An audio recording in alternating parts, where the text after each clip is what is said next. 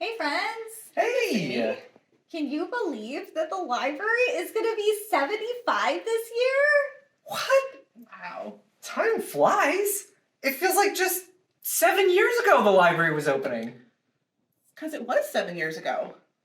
But The first library in Irondequoit opened in 1947.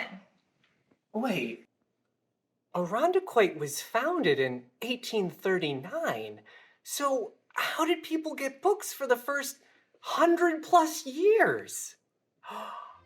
Was there a secret unicorn that brought books to curious children with pure hearts? That would be fun. But they probably had to go all the way to the Central Library for their books. Anyway, I wonder what the library was like 75 years ago. You know, I bet Swirly would know. Hey, Swirly, do you remember anything about the library from 1947? I remember it like it was yesterday. Swirly! Picture it. Jackie Robinson had started playing for the Brooklyn Dodgers. A loaf of bread cost 13 cents.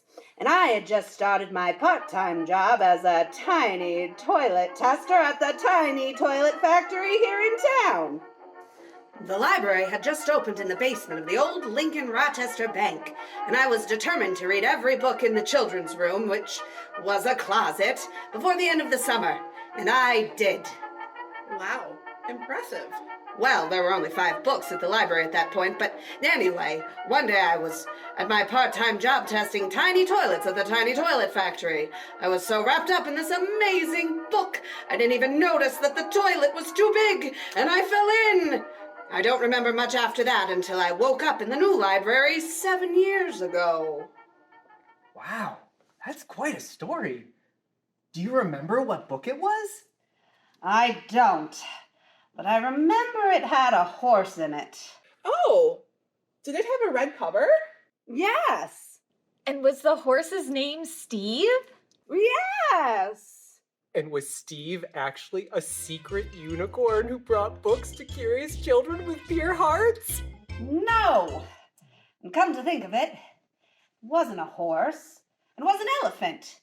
And it wasn't red, it was orange. And his name wasn't Steve, his name was Horton. That's Horton Hears a Who by Dr. Seuss. And our copy has been missing for 75 years. The overdue fines must be astronomical! Great news! We got rid of our overdue fines for children and teen books! Well, that is great news, because ghosts don't have any money. Why was I telling you this story? Oh, yes.